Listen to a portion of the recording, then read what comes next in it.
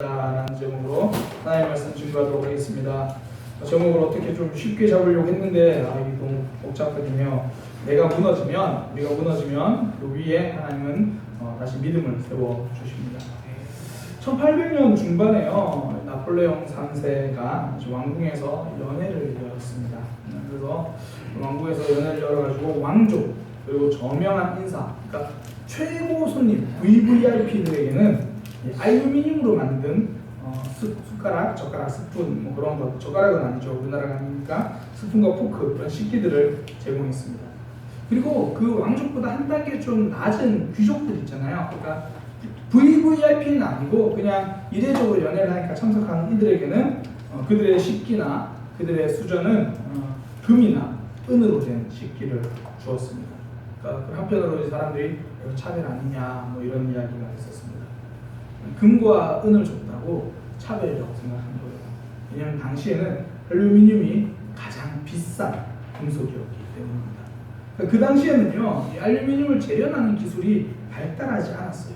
알루미늄을 재련하기가 굉장히 어려웠거든요. 너무 비쌌어요. 지금은 알루미늄 막 싸서 버리는 게 알루미늄이잖아요. 그 호일. 지금은 그렇잖아요. 그걸로 귀한 손님 대접하지 않습니다. 제가 아직까지 신방을 가서 목사님을 위해서 특별히 준비했습니다. 알루미늄 숟가락 제가 내놓은 가정 한 번도 못 봤어요. 이렇게 목회자를 막대하다니. 그러니까 알루미늄이 요즘 귀한 게 아니거든요. 사람들은요, 많이 없으면 대단하게 생각해요. 그걸 귀하게 생각합니다. 이것이 바로 결핍이 주는 유익입니다. 없잖아요. 결핍이 생기잖아요. 그럼 소중함을 알게 돼요. 평소에 잘 마시지 않던 콜라, 저는 지금도 콜라를 잘 안 좋아해요. 제가 콜라가 꼭 먹고 싶었을 때가 있어요. 군대 갔을 때요. 평소에 잘 안 먹던 콜라도 군에 있으면 그 한 모금도 소중해지는 겁니다. 없어서 그렇습니다. 저희 집은 뭐 가난했습니다. 뭐 어디든 다 그랬겠죠. 뭐 넉넉한 적이 없었던 것 같아요. 그래서 저는 제 몸에 밴 습관 중에 하나가 절약입니다. 그러니까 아끼고 절약하는 것.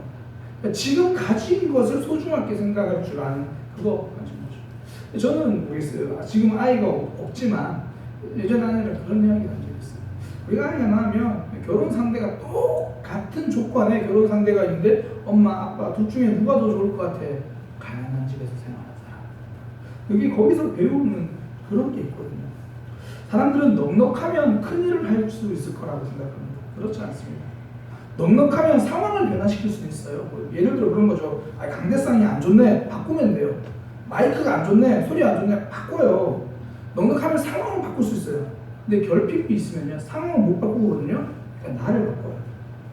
내가 성장하는 거예요. 마이크가 안 좋아서 마이크가 소리 안 나요. 제 목소리가 좋아져요. 제 목소리를 크게 해보는 거예요. 좋은 발성을 익혀야죠. 뭐 우리 지금 준영이가 자동차학과에서 판금을 배우고 있다고 제가 그렇게 알고 있거든요.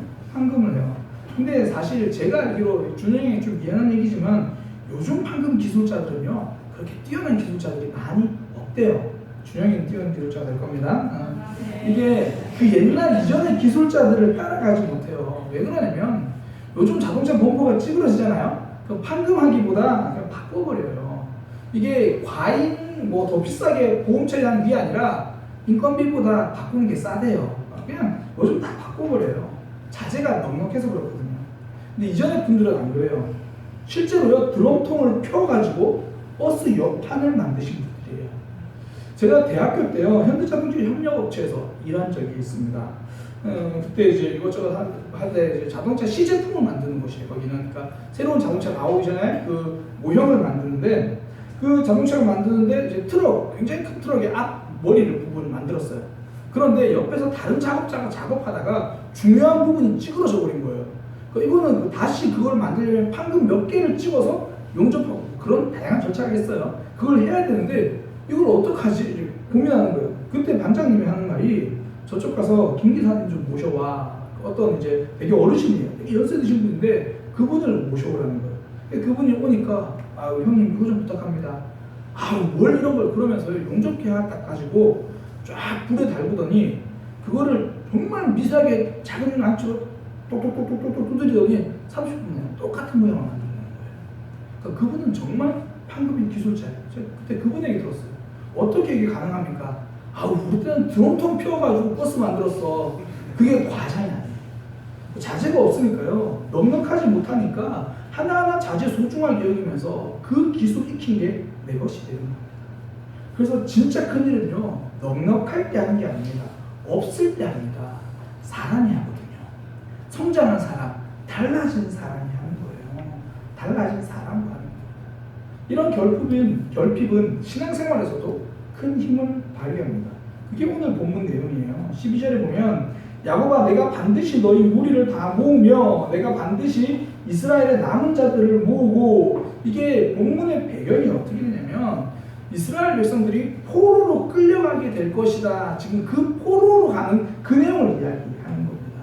우리가 지금 미가서 1장부터 살펴보고 있는데 이스라엘이 전부 다 범죄했어요. 백성들이 하나님께 범죄하고 지도층들은 하나님을 떠났고 곳곳에서 거짓 선지자들이 생겨나요.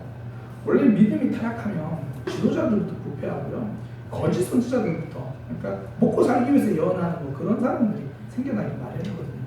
그러니까 상황이 이러니까 하나님이 극단적인 방법을 쓰시는 겁니다.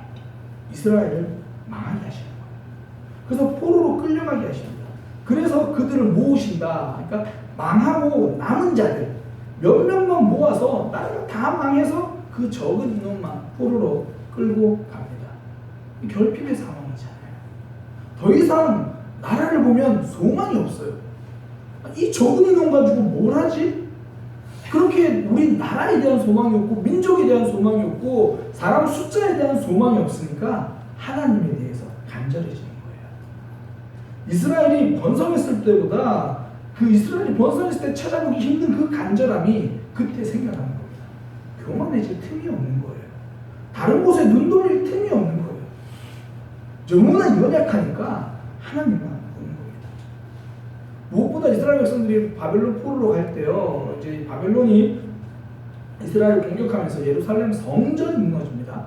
하나님의 성전이 무너져요. 그러니 그들의 마음도 무너집니다. 그들이 하나님의 말씀대로 살진 않았지만 스스로 늘 그렇게 생각하거든요.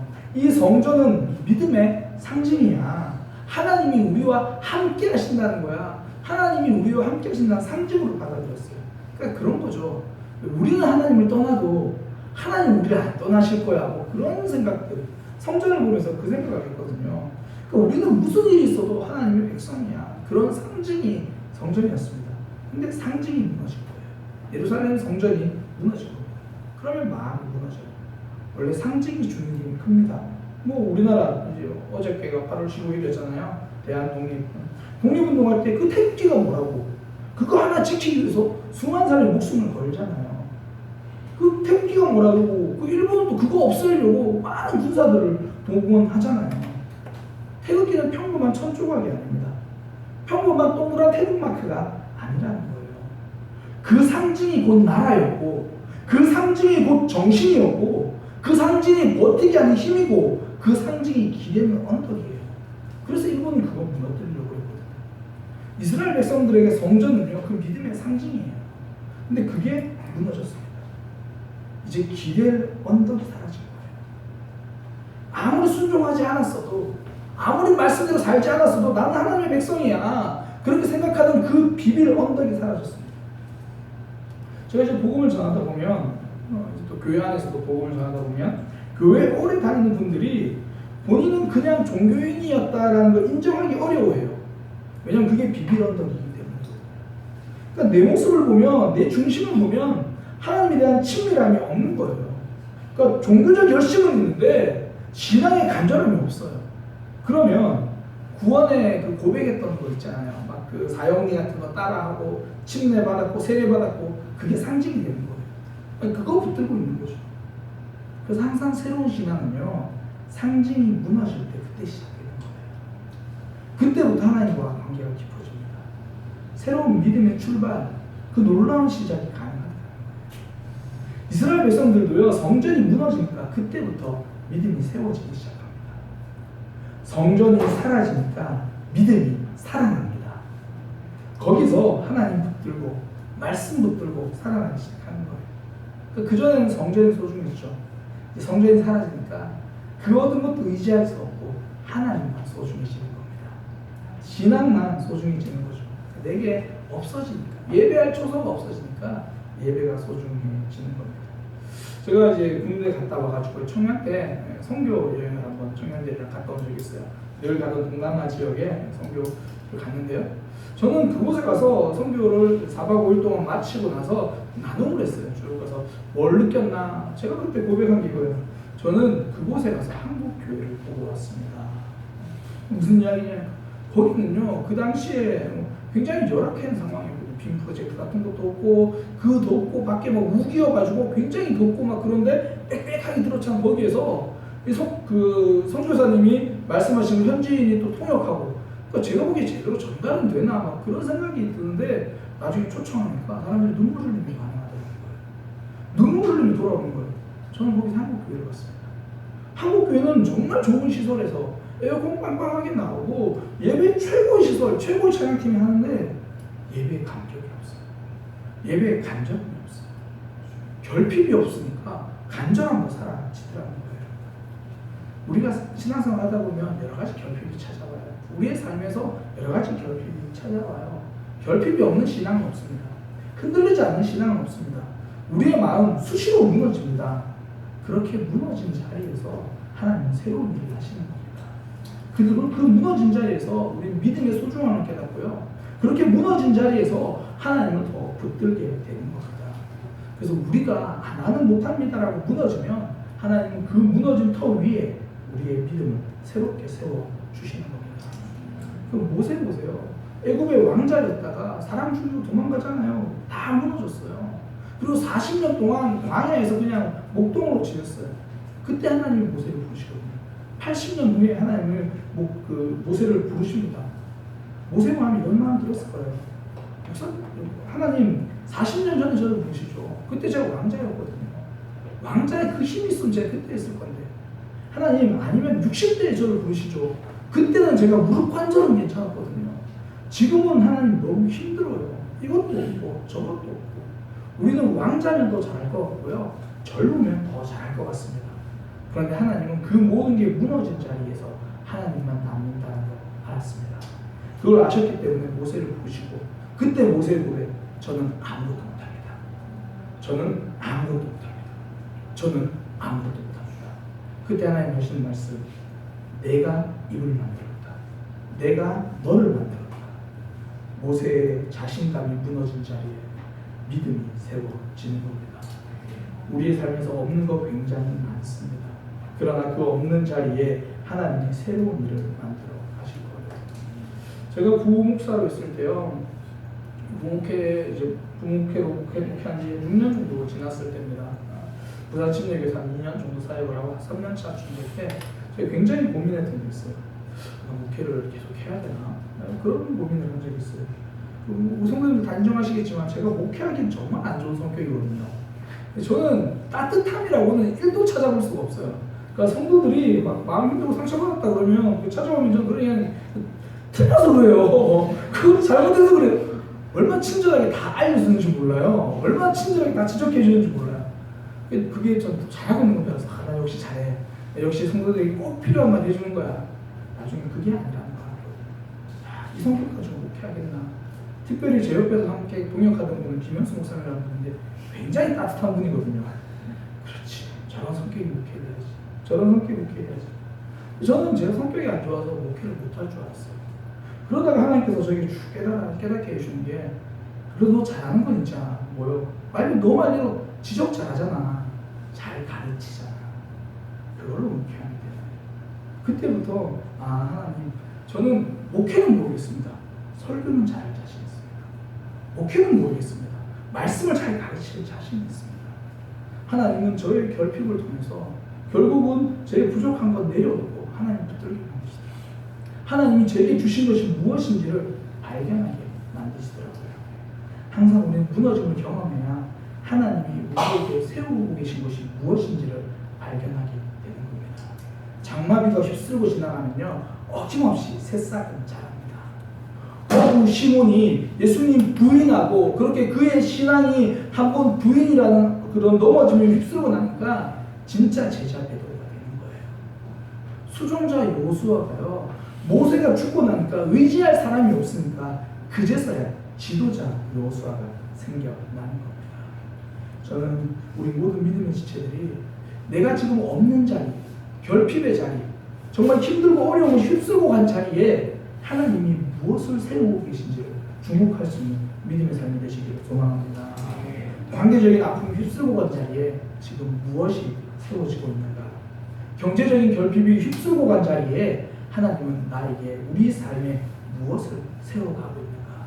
그거 발견하면 다시 한번 이 새 힘을 가지고 일어서는 거예요. 다시 한번 믿음이 세워지는 겁니다. 결핍은요, 소중한 것을 보게 합니다. 결핍이라는 아픔이 휩쓸고 지나간 자리에 하나님이 주신 그 소중한 것 붙들고 살아가는 믿음의 백성 되기를 소망합니다. 무엇보다 그런 결핍이요, 단지 소중함만 깨닫게 되는 게 아니라 그 결핍의 자리는 결국 하나님이 채워주십니다. 13절에 보니까 12절 끝부분은 계속 이어진 내용인데요, 이스라엘 백성들이 포로로 잡혀갔다가 이제 하나님이 포로를 귀환하게 하시는 그런 내용이에요. 여기 보면 하나님께서 양들처럼 먹이신다, 지명 나오잖아요. 그게 굉장히 귀혹한 지명 말하거든요. 에돔에 있는 그 지역인데 하나님께서 그렇게 풍성하게 너희를 회복시킬 거야. 하나님 너희를 책임지실 거야. 길을 여는 자가 그들 앞에 올라가고 그 길을 열어 성문에 이르러서는 그리로 나갈 것이라. 하나님이 선두에 서실 거다. 포로로 잡혀 있었지만 돌아오게 만들 거다. 너희가 결핍의 상황이지만 하나님이 그거 채워주실 거다. 바벨론 포로 생활로 끝나지 않는다는 거예요. 귀환한다는 거예요. 돌아간다는 거죠. 하나님이 다시 회복시켜 주십니다. 저는 우리 지체들 가운데 물질적 결핍으로 고생하는 분들 있잖아요. 하나님께 입을 열고 기도하세요. 하나님, 저희 물질적 결핍도 하나님께서 채워 주시옵소서. 하나님 물질의 복을 주시옵소서. 저는 그 부분 이렇게 말씀드리고 싶어요. 하나님은 우리에게 물질의 복을 주시지 않습니다. 사용할 수 있는 복을 주십니다. 우리에게 많은 것을 허락하셔가지고 그걸로 내가 축적하는 복이 아니라 많은 것을 주셔가지고 많이 사용하게 되실 겁니다. 그걸로 많은 영혼들을 살리는 복 허락하실 겁니다. 그러니까 내 삶의 결핍은요, 하나님이 채우실 자리입니다. 그거 기대하는 거죠. 이스라엘 백성들 그 바벨론으로 포로 갔어서 그 결핍의 자리가 끝나지 않았습니다. 사람들은 내가 움켜주면 유지할 수 있다고 생각해요. 그러나 하나님이 채우시면 그제서야 우리 인생은 풍성해지는 겁니다. 그래서 성도는요, 움켜줌으로 살지 않고 채우심을 경험하며 살아가는 거예요. 그게 광야에서 안식일을 경험하는 거잖아요. 하나님이 안식일을 알려주시면서 그럽니다. 너희가 내가 매일 이렇게 먹을 것을 줄 건데, 매일 먹을 것을 줄 건데 남기지 마라. 그랬더니 또 남겨요. 만나를 남기잖아요. 그러니까 썩습니다. 그리고 하나님께서 뭐라고 말씀하시면 6일째는 내가 2배로 주겠다. 그 다음날 나가지 마라. 그런데 나가요. 그 헛고생 하잖아요. 그러니까 너희 인생은 너희가 움켜줌으로 살아가는 것이 아니다. 내가 채워줌으로 살아간다. 움켜주면 썩습니다. 움켜주면 헛고생합니다. 하나님께서 우리에게 채워주시는 것, 그거 바라보고 살아가야 하는 거죠. 목회자가 제일 버려야 될 마음이 뭐냐면 움켜짐의 마음이에요. 내 힘으로 움켜주니까요, 내 계획으로 움켜지니까 목회가 힘든 거예요. 물론 우리 모두가 하나님 안에서 계획을 해야죠. 어떻게 할 거다고 하나님 안에서 계획을 합니다. 그 계획을 실천하기 위해서 하나님 안에서 최선을 다합니다. 그리고 하나님 안에서 계획하고 하나님 안에서 최선을 다했는데 그게 안 되면 하나님 안에서 받아들입니다. 그리고 하나님의 채우심을 기대하는 거예요. 이 하나님의 채우심을 기대하면요, 움켜쥐는 목회를 하거든요. 그때부터 목사는 편해지고 성도님들은 괴로워져요. 이제 이것도 해야 되고 저것도 해야 되고 닦고 조이고 기름치고 점점 이제 올림픽이 돼가기 시작해요. 더 높이, 더 멀리, 더 빨리 그렇게 가기 시작하는 거거든요.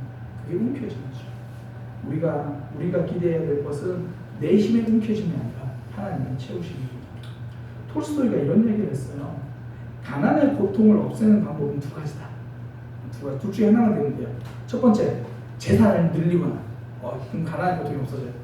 두 번째, 내 욕망을 줄이거나. 이 둘 중에 하나가 되면 가난의 고통은 없어진대요. 저는 우리 인생을 세우는 방법도 두 가지라고 생각합니다. 어려움이 없어지거나, 그러니까 사라지거나, 아니면 그 어려움 속에 하나님이 그거 다 채워주시거나. 제가 짧게 40년을 살아봤는데요, 어려움이 없는 적은 한 번도 없더라고요. 그래서 저는 어려움이 사라지길 기대하지 않습니다. 하나님이 채워주실 것을 기대합니다. 그것으로 살아갈 것입니다. 이스라엘 백성들은 바벨론에게 안 망하기를 기대했습니다. 그러나 하나님은 바벨론에 망하고 포로로 갈 거다. 그러나 거기서 끝이 아니라 70년 후에 다시 회복시켜 주실 거다. 결핍이 있느냐? 채워줄 것이다. 계속 마이너스 인생으로 살아가고 있는 그런 기분이 드십니까? 내 인생은 왜 언제까지 마이너스고 언제까지 무너지는 삶이냐? 그 끝에서 하나님이 채우실 겁니다. 그 끝에서 하나님이 우리의 믿음을 세우실 겁니다. 성도는 그래서 아픔 속에서 기도합니다. 성도는 그래서 슬플 때 나와서 예배합니다. 기도로 영혼을 채우시면, 기도로 하나님 우리가 기도할 때는 우리 영혼을 채워주시잖아요. 그 말은 하나님 우리 삶도 채우신다는 이야기입니다. 우리는 예배할 때 위로를 경험합니다. 하나님이 우리의 예배 가운데 위로를 채워주신다는 얘기는 관계 속의 변화도 채워주신다는 이야기입니다. 우리는 그거 기대하고 가는 겁니다. 우리 인생의 결핍은요, 내가 움켜쥐는 거 채우는 게 아닙니다. 하나님의 채워주심을 경험하는 겁니다. 우리는 매번 넘어질 거예요. 이스라엘 백성들이 바벨론 포로로 끌려갔던 것처럼 결핍이고 무너짐이고 답답함이고 어려움일 겁니다. 그러나 그 결핍 속에서 믿음의 소중함을 발견하게 될 것입니다. 하나님이 세워주시는 믿음의 가치를 발견하게 될 것입니다. 그리고 우리의 결핍 가운데 하나님이 세우시고 하나님이 채우시는 것을 경험하는 삶이 될 것입니다. 신앙생활하면서 많이 무너져서 아픕니다. 인생 살아가면서 많이 빼앗겨서 슬픕니다. 그러나 내가 무너진 자리, 내가 빼앗긴 자리 하나님이 세우시고 하나님이 채워주실 겁니다. 그거 경험하게 되는 믿음의 삶이 되시길 소망합니다. 기도하겠습니다. 하나님, 우리의 신앙이 하나님을 소망하고 하나님을 기대하며 나아갈 수 있도록 인도하여 주옵소서. 주님, 늘 무너짐을 경험합니다. 늘 넘어집니다. 우리의 삶에서 하나님 아니고는 채울 수 없는 아픔들이 많습니다.